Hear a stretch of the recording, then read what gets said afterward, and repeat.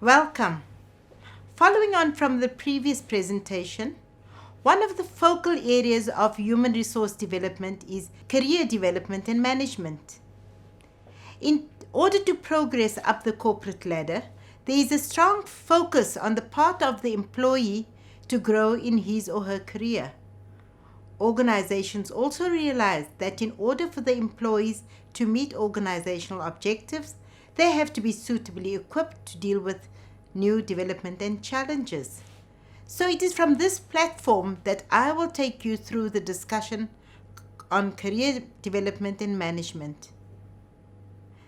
The new employment relationship has developed and challenges are created through 1. Competing in a global economy, eliminating the skills gap, increasing workforce diversity, the need for individual lifelong learning, facilitating organizational learning, and addressing ethical dilemmas. Often, organizations ignore these challenges and developments at their own peril. As these changes occur, the issues I referred to earlier affect career development as well. Now let us talk about the employment relationships, but more so the changes in the employment relationship. The traditional belief is that one will join the company, work hard, become competent, stay out of trouble, and you have a job for life.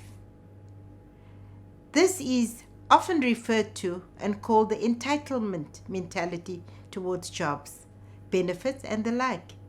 That is, that the employers owe these benefits to the employees for good behavior.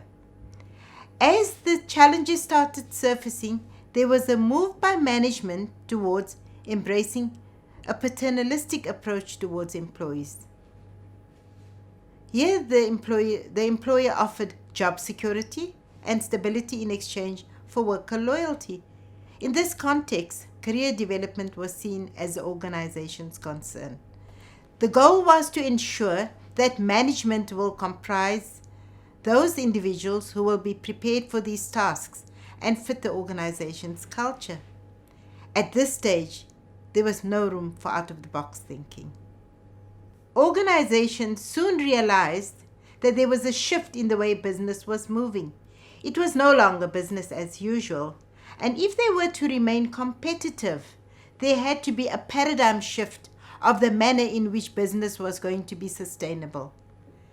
There was now a real need to develop the people who will be working towards achieving business goals.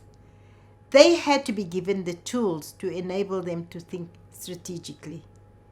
And so career development and management started to occupy an important and a tangible space in the world of business.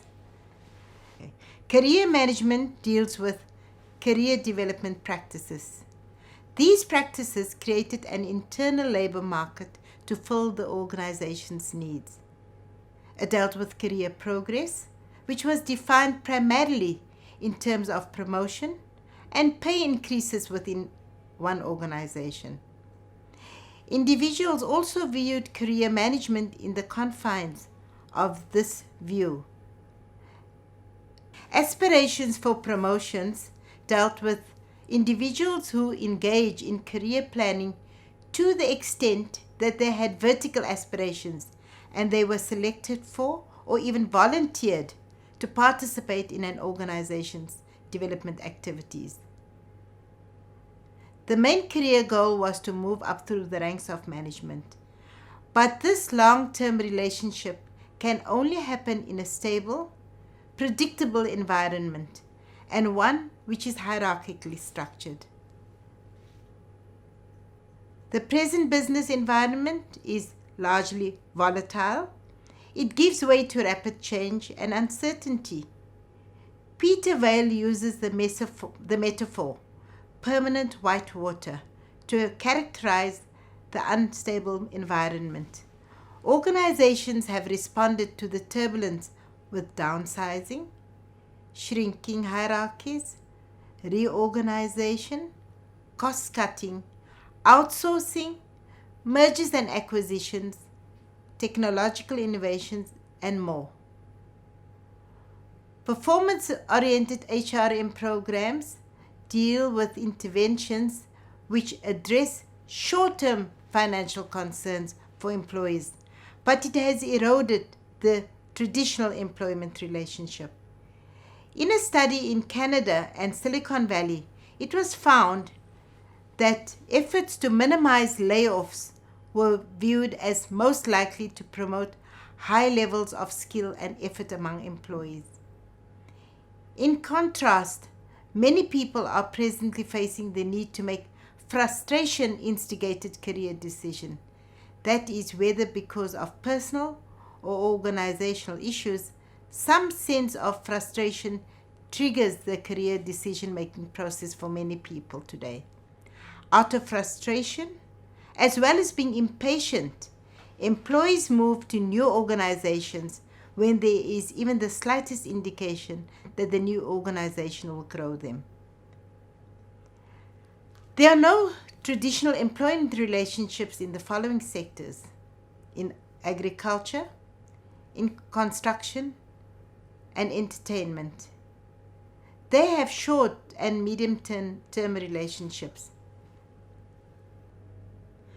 This shift has resulted in what is known as the lost generation.